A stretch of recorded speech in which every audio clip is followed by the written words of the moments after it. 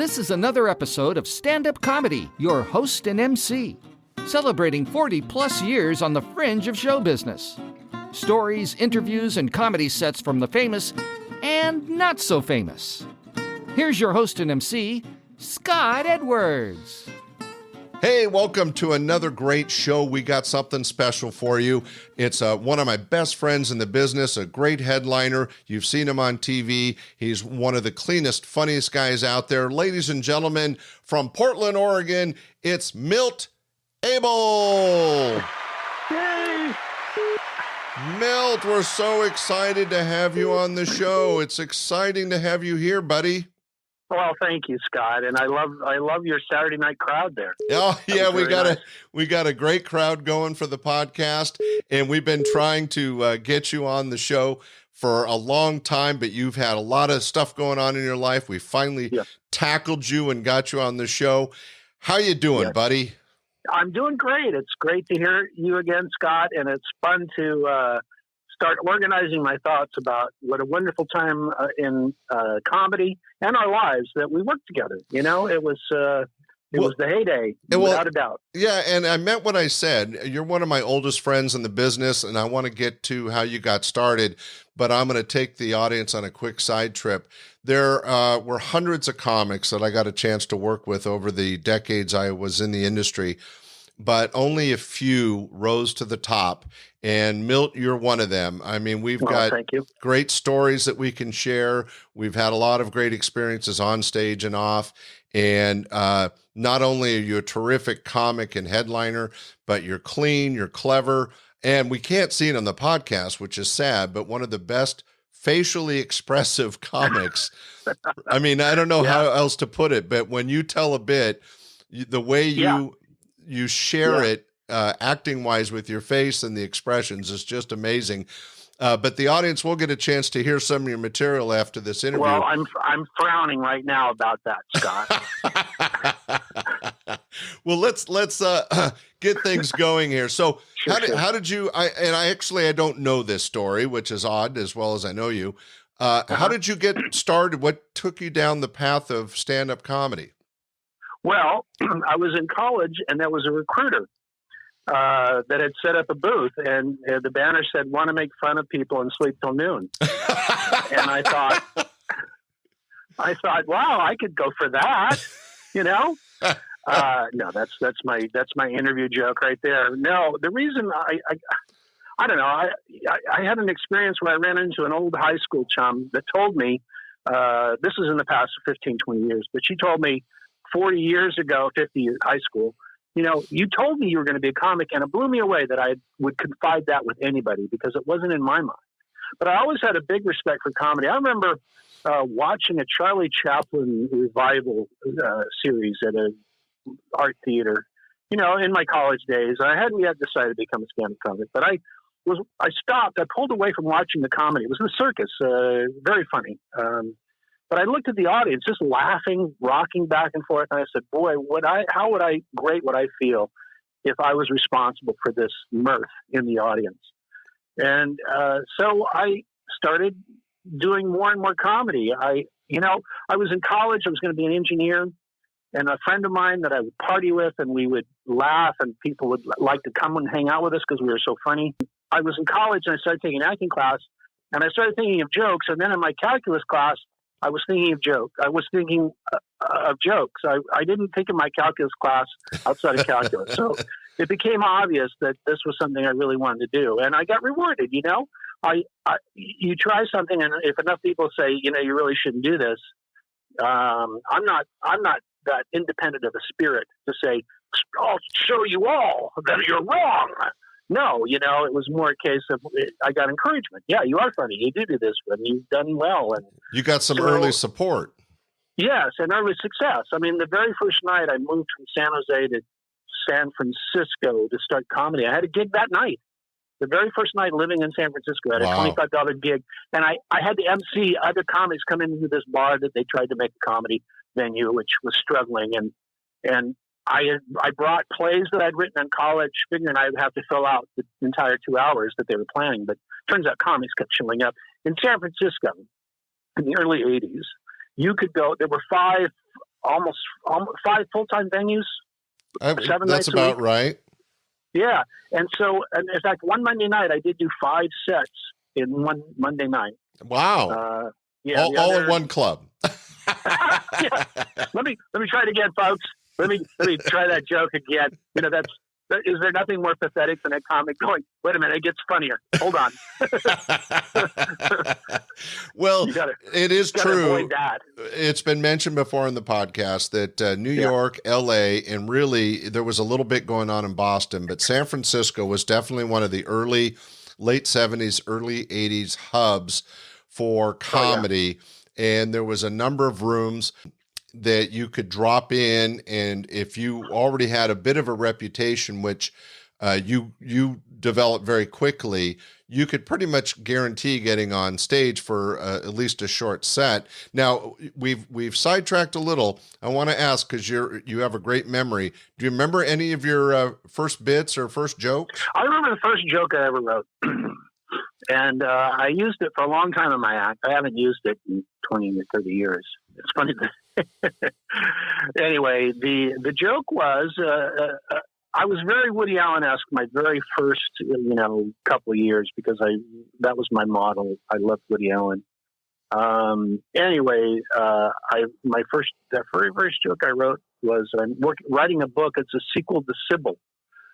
It's a story about a man possessed by 5 separate personalities that goes on to win the NBA championship single-handedly. Well, that's a funny joke.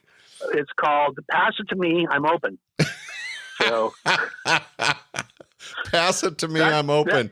That tag came a year or two later, but still, it was a good joke. And now I'm writing jokes about retirement communities, adult communities. You have to be 55 to be in these adult communities. Who'd ever thought you'd be worried about being carded at 54? Exactly. We can't get away from it. It's societal. No. Oh, that's so funny. Well, Milt, now so you got your start in San Francisco. You were writing some material. You were already performing. And I got to ask, how did you end up working for me? Well, blackmail. No. I just, I heard about the Lost Unlimited. I heard Sacramento was a place to go. And I remember that the night I auditioned for you, you were still moving chairs back and forth. Paula Poundstone was the headliner, and Larry Bubbles Brown and myself drove all the way the 2 hours or 98 minutes up there. And you had a 10-minute spot, and you wouldn't give us. We both had to do 5, and so we both did 5 minutes, and it went okay, but not great. But I think you started hearing. I'm sure you always seem to have a good ear to the ground about comics. You probably heard enough positive feedback that I don't think I ever did another audition set for you. You gave me a week, and your club was the first road gig I ever did. I would go to Tahoe or Redding and do a one-nighter and stay in a hotel and come back. But the first time I ever went to another town and stayed for 5 days or whatever was with you. And the headliner was Will Durst. The middle act was Bruce Smirnoff. And I was the opening act. That would be an amazing show. I mean, if people don't know it, Will Durst is one of the funniest political satirists ever when it came to stand-up comedy, and a legend in the San Francisco Bay Area. And Bruce Smirnoff, who is still knocking them dead in Florida, turned out to be one of the funniest headliners. And then here we are, the opening act of that show, another tremendous headliner, Milt Abel. What a genius the booker must have been. Yeah. Don't lose touch with that guy. So, well, but you got a chance to open for Paula, and there was some other big names that came through. Well, yeah, I'll tell you. Let me tell you. I don't know how long we're supposed to do, but I'll tell you a quick story about the very first set I ever did as a stand-up comic. And the headliner was Michael Davis, the juggler. The middle act was Dana Carvey, and the opening act was and MC was Kevin Pollak. No.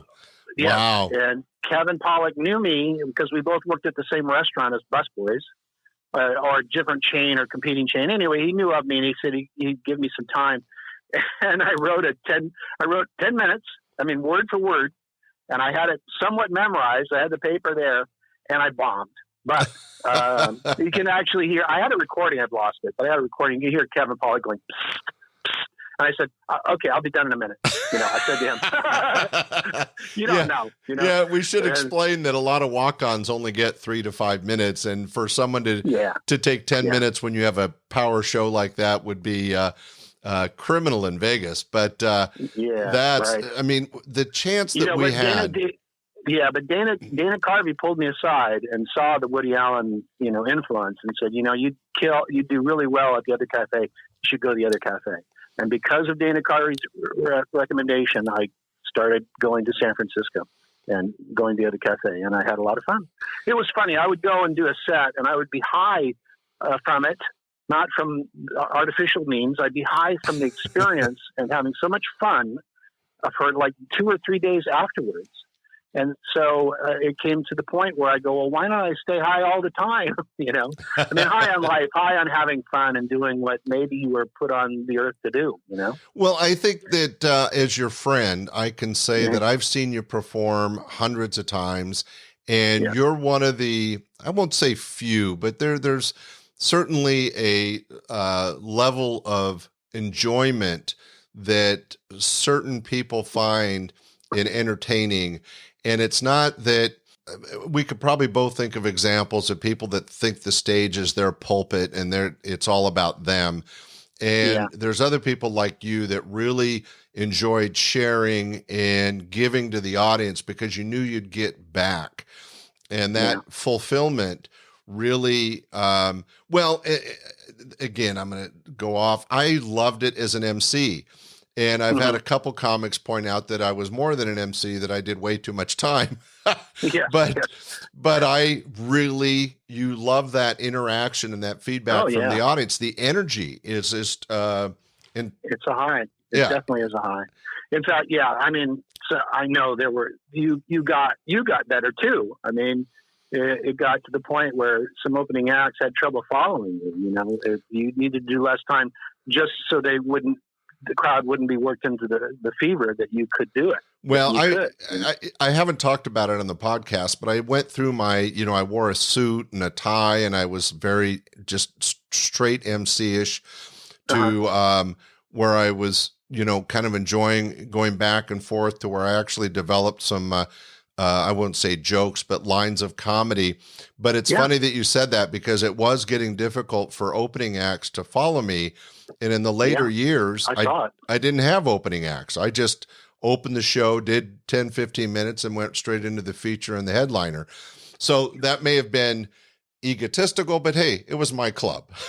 Not egotistical. It's not selfish would be the more derogatory term, but either one is not accurate. I mean, it's a lot of fun, and you have this great toy that you can play with every night. I mean, you have more stage time than any of us. If you think about it. That's probably true. Yeah. So, that's something I realized once the comedy scene kind of crashed. I mean, it isn't dead, but it definitely took it's not what it was. Yeah. No. But once that, and I got out, I moved back to San Jose to take care of my mom, and I just wasn't the traveling headliner I used to be. And then it hits you how precious stage time is. It really is a great thing to have. And for you to be in front of hundreds of people every night of the week for years and years and years and years, you were a wealthy man in another coin of the realm, so to speak. Oh, well, thank you. I would agree with you. I think that it was a blessing and a curse, but it was. How was it a curse? Tell me. Well, there were. Hey, you got to let the other guy on. Yeah. In a minute. Yeah. Exactly. I had a few comics talk about how they would sit around in LA having a beer, talking about that a-hole up in Sacramento that took up all their stage time. Yeah. My joke among the comics when you went there was, I did the show. It's called Scott Edwards and Friends. And I probably could have got away with that. Well, we both had a chance to share in that moment. You're now a regular comic. You're working clubs in the Bay Area. You're starting to travel and do road gigs. You're now a regular at Laughs. I know that there's some great stories, but what are some of your fond memories from working for me at Laughs Unlimited? I think maybe the time we went horseback riding. Yeah, you're one of the few comics I took. I did have a small ranch, and I took you horseback riding. Why don't you tell the audience how that went? Well, comics sleep in, they stay up late, and they have a different lifestyle. And I think you invited us to come over at 11 or something. And this is how I remember it. And you can correct me at the end. But, so you invited us to come over, and you saddled up the horses at 11. And I don't think we showed up till like 1, me and the other comics. We all take the same car. 3 comics live together in an apartment or whatever. And so the horse that I was waiting for, or that you had for me, had a saddle on for a couple hours. And horses aren't stupid. They go, somebody's late, and I'm irritated. I'd rather not have a saddle on me. So when I got on this horse, the second I got on this horse, it bucked. It said, there's that shithead that waited so long. I'm going to teach him something. So he threw me off. I literally got, that's the only time I've ever been bucked off a horse. And I was 6 feet above the ground, and I could see my feet between me and the ground. But when you're losing your balance, you hold on to whatever you can with your hands. So I held on to the reins, and I got jerked from vertical to horizontal, and I did this 6-foot belly flop off the ground. But what really hurt was I had an erection at the time. I held onto the reins, and I plowed 40 acres. Those rocks. Wait a minute, I got it. Those rocks really hurt, ladies and gentlemen. Let me tell you. But at least we struck oil. All right. Okay, wait a minute. Yes, I used to tell that story. It's a true story, except an exaggeration. But yeah. It's so funny because it was scary as all heck to us, because the bulk of the story is true. We had saddled up the horses. You guys were late.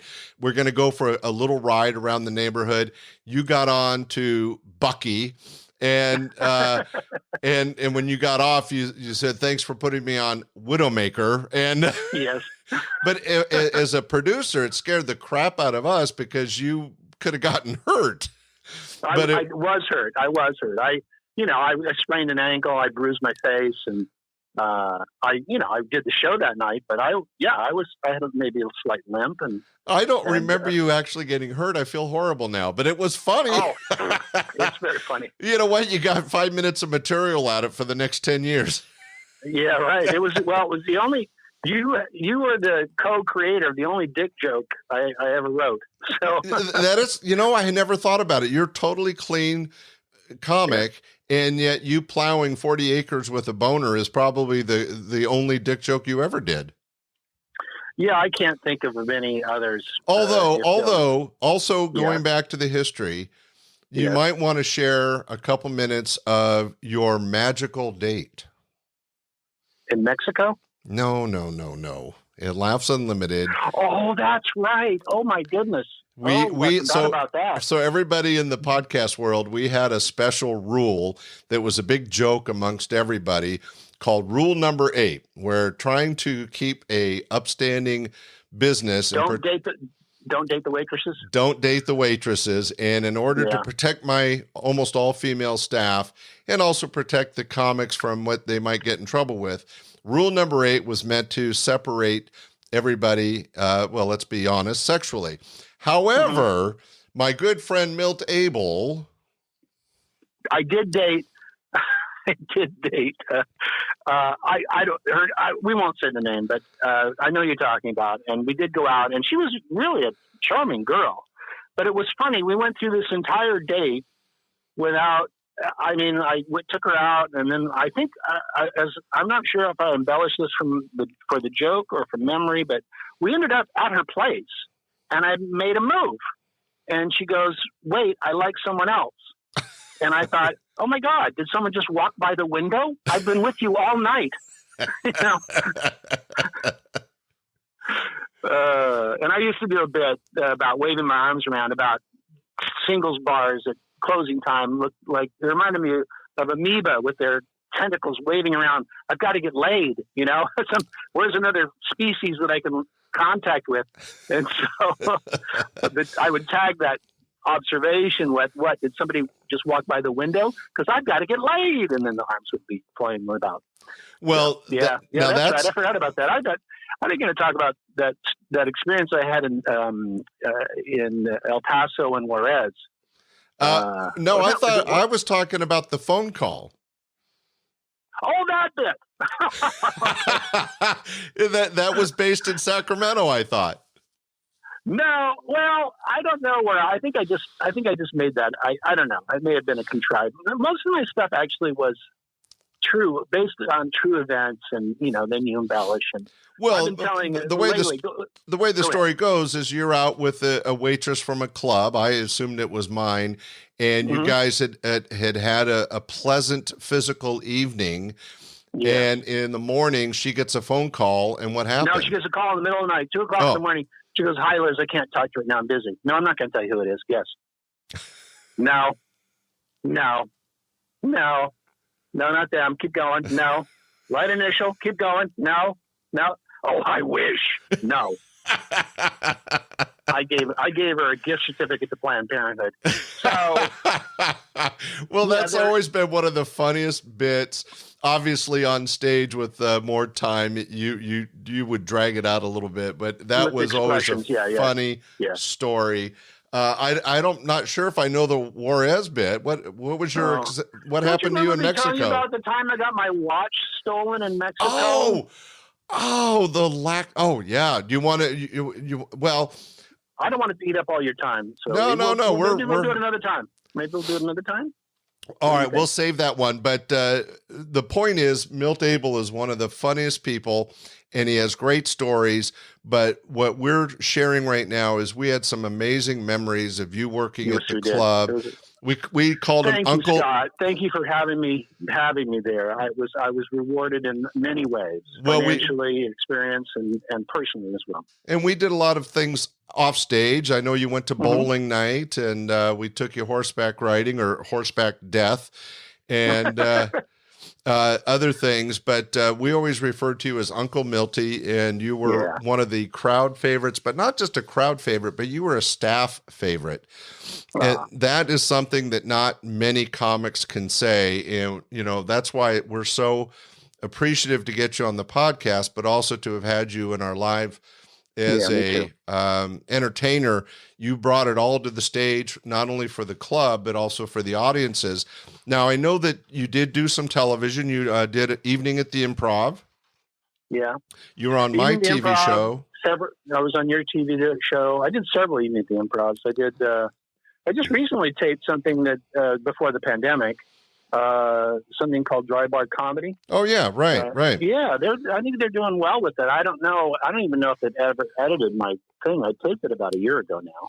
Yeah, but you were on Comedy Central. Yeah, that's right. With Jake Johansson's show out of New York. It was called Two Drink Minimum, I think it was. John Ross wrote for him, and Jake was the host. And Jake Johansson's a funny guy, and John Ross was a great writer. Now, didn't you also do the Bob and Tom radio show? Oh yeah, several times. Yeah. I never toured with them though, but I did their show. I didn't know. I naively passed through Indianapolis when they were just getting started, and I didn't realize, business-wise, Bob and Tom was just as impactful as a Letterman or Tonight Show. Oh yeah, they're huge in the Midwest and East. Not as big on the West Coast because we have some other big shows. But Tim Bedore is a regular on the Bob and Tom radio show, and it helped his career quite a bit.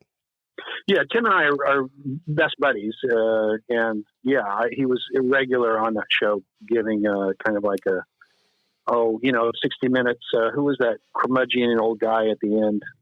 Andy. Anyway, he would give a commentary every week, Right. And not only that, but now I'm trying to let the audience know how experienced you are, because you have been a professional entertainer now for over 30 years. And 38, 39, yeah. All right, we'll just push it to 40, man. For 40 years, and you've done all these clubs, including mine, which we had great experience. You did some TV shows, some radio, but you have really tackled every aspect, because I've known you did a lot of work in the cruise industry on cruise ships. Yes. You've Yeah. worked casinos. You've done a lot of college shows at universities, and you're kind of the king of the corporates. You've done a lot of corporate work. Yeah.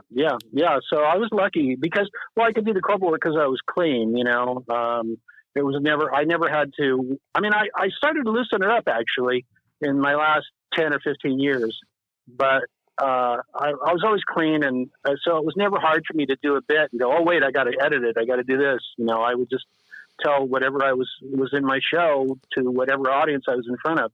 It's funny, we're talking about old bits we don't remember. And, like the Mexico story is definitely not a corporate bit.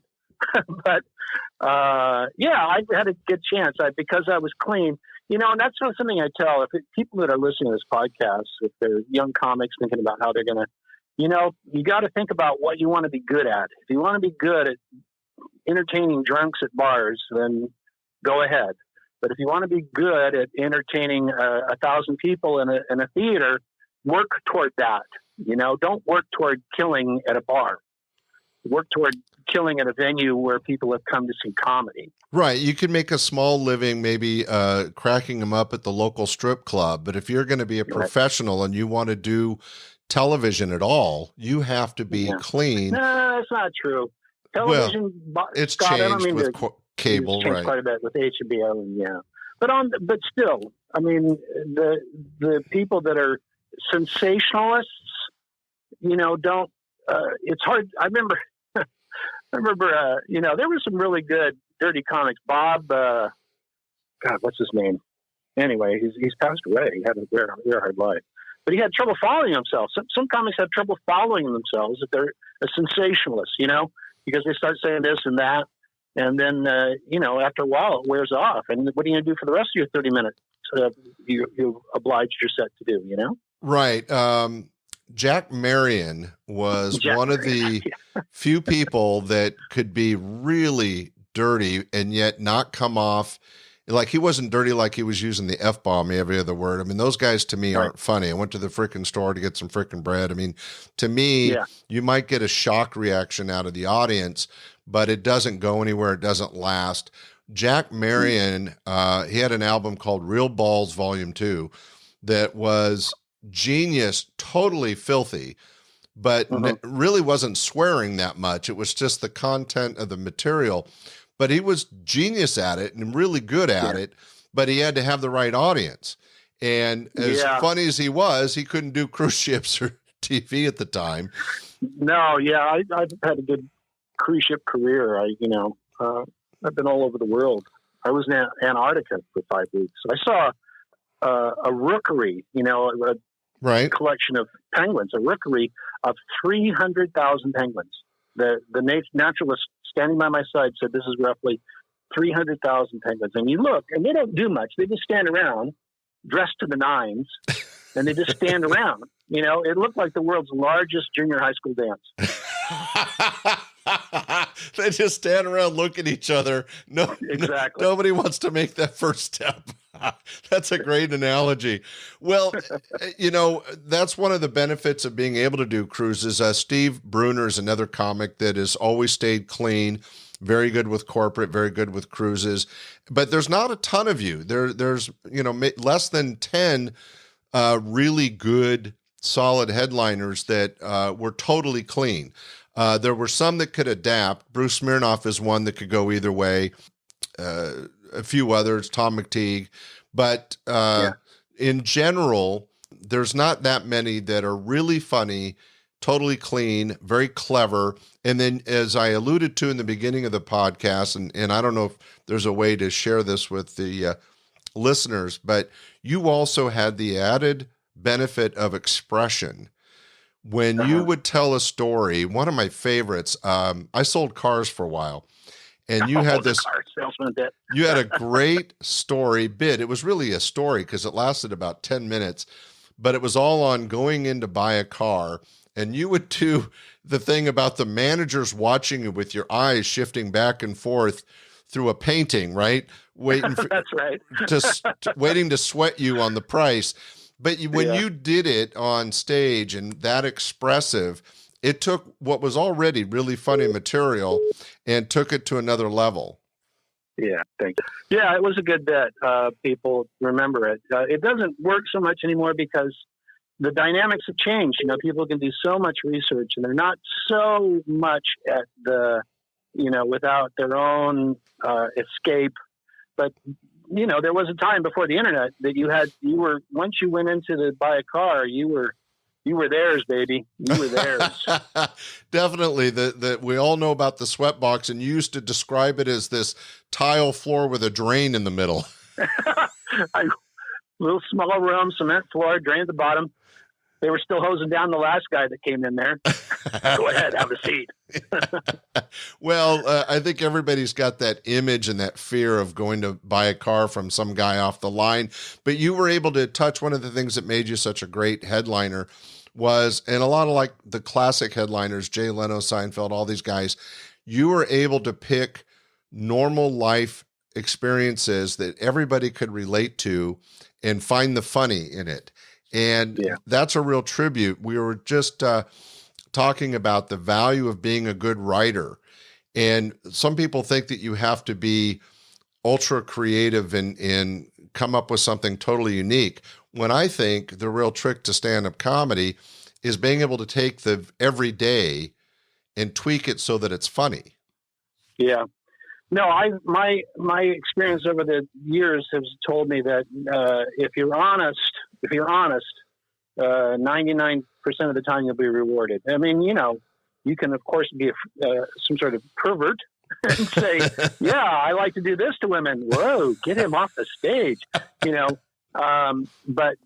But if you're honest about how you feel about getting, as I'm getting older, it's tougher to get dressed. I worry about, well, it's not my joke, but it's a great joke, right? It's on the top of my mind is Dan St. Paul's joke as he's getting older, putting on his pants, he needs a spotter, No, but I mean, and all that's true, but I was just trying to pay you a compliment that sure. One of the things that I always appreciated as a producer was knowing that the audience was going to be really engaged and entertained. And that is really the goal of a producer is we want it's all about the audience. We care about the entertainers, but really you're there to entertain our audience so that they have such a good time they come back and tell their friends. And you were one of the acts that we never had any qualms. We always knew that we were getting what we were paying for. Now, you've had this amazing career. Any road experiences or anything that stand out that were real highlights? No, I mean, I think seeing the world on a cruise ship was fun. I mean, not one cruise ship is all, you do, sometimes you did. One time I went to Korea for 3 days just to do a show and then they sent me back. I mean, and then again, I was 5 weeks in Antarctica. Nothing, I don't think of any particular story. I mean, it was just nice to see the world. It's funny, I travel with my kids through Northern California and I drive and I'll just go, I did a show there, drive somewhere and go, ooh, I was kicked out of there. Yeah. So it was a chance to see the world and it made me a better person because I had to develop, it was so funny about some of the comics you lived with on the road. I had developed people skills, every week it was a whole different group of people that I would see and work with for 3 or 4 nights, at that stay at that club for that week. So, and same with, even more so with cruise ships. So it became, it was a good place to learn to be a decent person, if that makes any sense. I mean, there's some comics that were real reclusive and brilliant on stage, but I take pride in being a somewhat rounded person. Well, and Milt, let me just say you're quite decent. Well, tell you what, it's been great catching up. Now, I know that you've been going through a lot of transition and you moved out of Northern California, you're living in Portland, but is there anything with my kids? I moved up to join my kids. Which is always a worthy place to be. And you have amazing kids, so that's wonderful. But is there anything that we're looking forward to in the next year or so? Any projects? Are you done? No, or are you retired? I'm almost retired, Scott. I mean, I'll tell you a funny story about Lori Kilmartin, who has done very well for herself, and she, came up through the ranks with me and other people. Lori was a regular at the club and very, very funny. Yeah, and she's not clean. And now she's writing in New York. And anyway, we saw each other 3 or 4 years ago, and she goes, "What are you doing now?" I go, "Well, I guess I'm semi-retired." She goes, "What does that mean, semi-retired?" And I said, "Well, I'm not getting all the gigs I want." She goes, "Hell, we're all semi-retired." Well, that's true. It isn't always up to us, is it? No. But you are on Dry Comedy Bar, so people can hear you there. Dry Bar Comedy. Yeah, Dry Bar Comedy. Yeah. But no, I'm not working very much. The pandemic, of course, put the kibosh on not just me. So we'll see. I mean, my understanding, Tim Bedore and I talk about this, that, club owners nowadays don't want to see a 60-year-old man up there because it's going to, people walking by are going to go, "What is that? Is he selling something?" What they want, Yeah. So it's tough, but it isn't impossible. And I did enjoy it. I look forward to the pandemic getting behind us, and I will do more shows. But I don't have anything booked, and I'll probably go back on the ships, but not like I used to. Well, there's nothing wrong with slowing down. I mean, you've really had an amazing career, and you've done so many things and done them well. There's nothing wrong with semi-retiring, whether it's the cause. I should record that. I should record that and play that every morning. well, have a little more peace. yes. Well, but whether it's the cause of the social environment because of recent COVID issues, or it's the fact that it's true that gentlemen and women of our age are not going to get booked in the local hop and scotch club down the street. The point is you still have something to share when you're ready and when you want to. And going back to the 80s and 90s, I just want to end this by saying it's been such a pleasure to not only become your friend, but also to have you share the stage so many years and so many times and just have such a great time. Thank you so much. Well, thank you, Scott. It was a pleasure on my end as well. It really was rewarding. And ladies and gentlemen, this isn't the end of the show because Milt being one of the funniest guys ever to hit my stage, we have a great stand-up comedy set coming up for you to enjoy. Milt, you've been a great interview guest. Thanks so much for sharing the mic with me. And ladies and gentlemen, sit back and enjoy some great stand-up comedy by one of the best headliners, Milt Abel. Hey, thanks a lot, buddy. Another cool gift, beanbag chairs to grandparents. They never come out of them again. Have you noticed? They're like Venus flytraps to grandparents. Grandma looks like a turnover turtle in there. Just,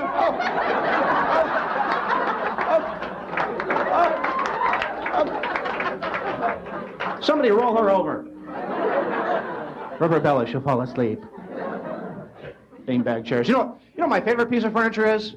And it has been even since I was a kid. I love this piece of furniture, the sofa bed, that bed inside of a couch. I thought that was neat. As a kid, I thought that was neat. Now I know why. It's Transformer furniture. I'm a bed. I'm a couch! I did something that only kids do, and I felt so stupid about it. I left my jacket. A couple weeks ago, I was up in Canada, left my jacket during the course of the day, just forgot it, abandoned. Completely forgot about it. Remember as a kid you do this? Major article of clothing, just left somewhere, come home. Billy, where's your jacket? I mean, we don't do this as adults, do we? Thompson, we got that sales presentation. Why don't you get your jacket? You came to the office with a jacket. I did. I don't know where it is. I want to go home right now. There's something we do as adults we didn't do as kids. We grunt more as we get older. Have you noticed that? You grunt on more occasions anyway, sure. You would never see a 6-year-old kid grunt to pick something up. Like, are those my marbles?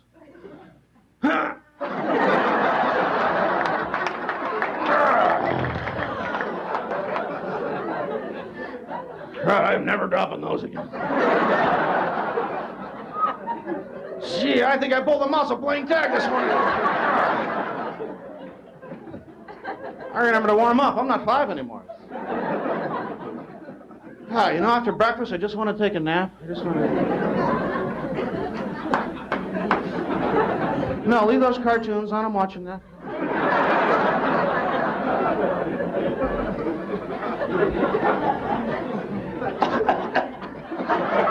Who threw this in my mouth? Almost fell asleep there. I've been having trouble sleeping. The rooster, and my wife told me recently that I yelled out in the middle of my sleep. What a scary thought that your vocal cords will betray you when you're unconscious. The money's buried underneath the bird bath. What was that again? I'm worried about it because my dad has tremendous sleep disorders. Narcolepsy, that disease we fall asleep for no apparent reason. Yeah, I had a professor in college who was a carrier.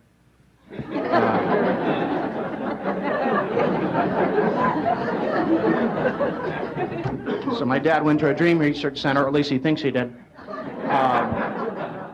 My dad and I are going to be better friends. I did not get along that well with my dad because he did all the disciplining. It wasn't fair. You know, I hope you parents out there split it up. Because it wasn't fair. I'd get in trouble with my mom and say, wait until your father gets home. I'd rather not. And it wasn't fair. My dad would come home and say, hi, son, I haven't seen you all day. Gotta beat you. You still love me, don't you? Oh, yeah. Cherish every visit. And where's the logic in this when parents would say, you could have hurt yourself. They'll never do that again.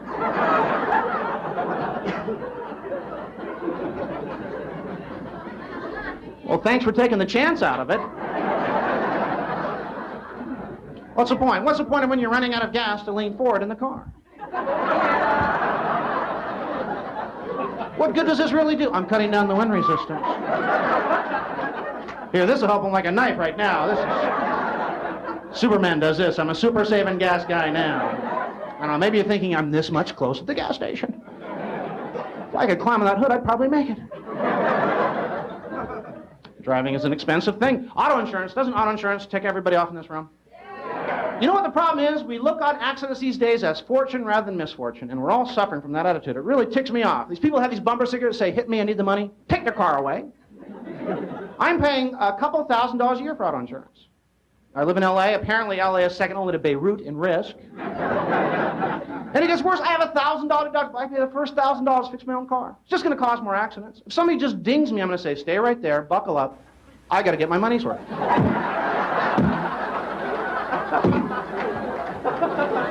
right, well, that's my show. Thanks very much, you guys. I'll see you later.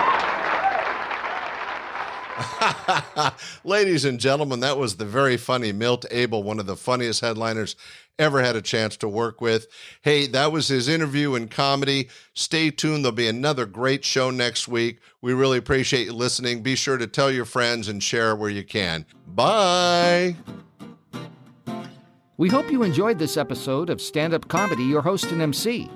For information on the show, merchandise, and our sponsors, or to send comments to Scott, visit our website at www.standupyourhostandmc.com. Look for more episodes soon and enjoy the world of stand-up comedy. Visit a comedy showroom near you.